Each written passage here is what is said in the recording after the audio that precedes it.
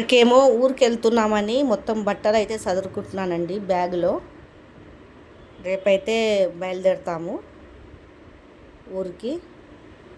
ఇవన్నీ అయితే సదురు అయితే పెట్టుకుంటున్నాను. సాయంత్రం పూట అయితే అన్నీ రెడీ చేసుకున్నానండి. హాయ్ అండి, ఇక్కడ వచ్చేసి అయితే శుక్రవారము మా పూజ అయితే కంప్లీట్ అయిపోయిందండి. పొద్దున్నే 8 గంటల లోపట్నే ఈరోజు అయితే పూజ కంప్లీట్ అయిపోయింది. వాకిలన్నీ కడుక్కొని ఇల్లు తుడుచుకొని అంతా అయితే పూజ కంప్లీట్ అయిపోయిందండి.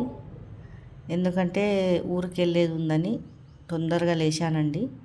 ఇక్కడ వచ్చేసి ఈరోజు అయితే పనులు అన్నీ చాలా ఉంటాయి.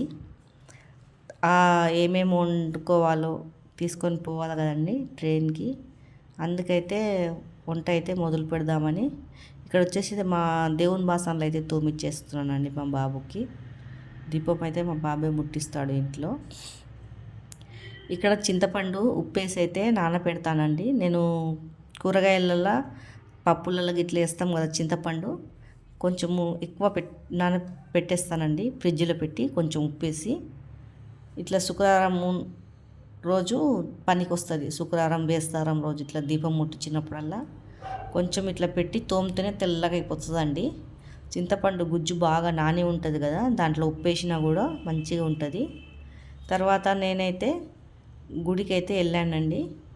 గుడిలో శివుడి దర్శనం అయితే చేసుకున్నాను.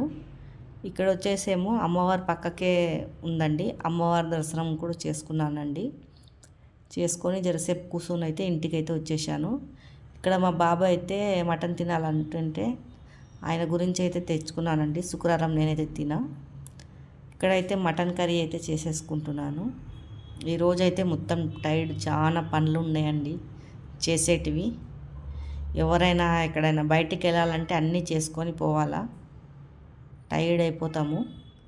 ఇక్కడ వచ్చేసి అయితే మటన్ కర్రీ అయితే ఉల్లిగడ్డలు రెడ్గా ఫ్రై అయిపోయాక అల్లం పేస్ట్ వేసుకోవాలా, ఉప్పు కారం పసుపు వేసుకోవాలండి. తర్వాత 2 టమాటాలు అయితే కోసేసుకున్నాను దాంట్లో నేను వేసి ఏమో తిప్పేసుకోవాలండి. జర్ర పచ్చివాసన పోయే వరకు మంచిగా తిప్పి నీళ్ళు పోసి మనకు ఒక 6-7 విజిల్ వచ్చే వరకైనా పెట్టాలి కంపల్సరీ. ఎందుకంటే మెత్తగా ఉడికిపోతుంది బాగా. తర్వాత పక్కకి బగోనీలో అయితే తీసేసుకుంటానండి కుక్కర్లో నుంచి. దాంట్లో నేను చికెన్ మసాలా, మటన్ మసాలా వేస్తానండి. ఈ వీడియో మీకు నచ్చినట్లయితే లైక్, సబ్స్క్రైబ్ చేయండి. అటుకుల మిక్చర్ అయితే చేస్తున్నానండి. దాని గురించేమో అటుకులు తీసుకున్నాను. ఇక్కడ వచ్చి పల్లీలు, పుట్నాలు, పచ్చిమిర్చి. ఇది ఎలా చేస్తానో చూపిస్తానండి. ఫస్ట్ ఏమో అటుకులు పుట్నాలు వేయించుకోవాలా.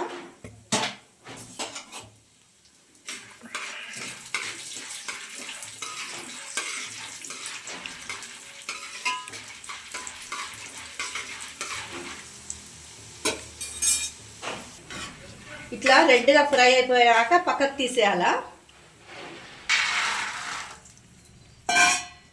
ఇవి రెడ్గా ఫ్రై అయిపోవాలా. ఈ పల్లీలు కూడా ఇట్లా రెడ్గా ఫ్రై అయిపోయాక తీసేయాలండి పక్కకి.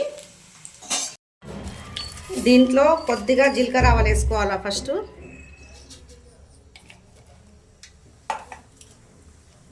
తర్వాత పచ్చిమిర్చి కోసి పెట్టుకుని పచ్చిమిర్చి వేసుకోవాలా.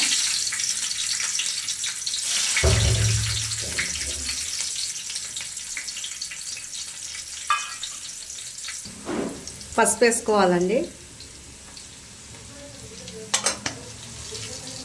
తర్వాత అటుకులు వేసుకోవాలా. ఇది మిక్చర్కి అయితే సన్న అటుకులు తీసుకోవాలండి, దొడ్డ అటుకులు తీసుకోవద్దు.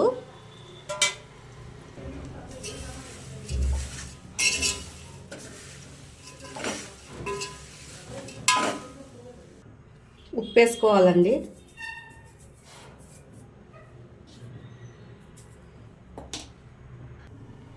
ఇది ఎంచి పెట్టుకున్న పుట్నాల పప్పు వేసుకోవాలా.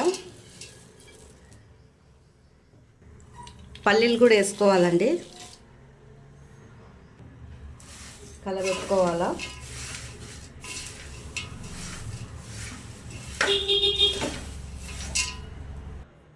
చక్కెర కూడా వేసుకోవాలండి కొద్దిగా పైనుంచి.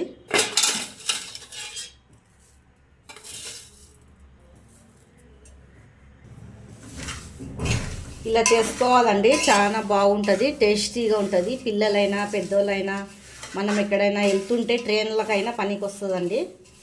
మేమైతే ట్రైన్లకైనా దాని గురించి అయితే చేసుకుంటున్నామండి, ట్రైన్కి తీసుకుపోదామని.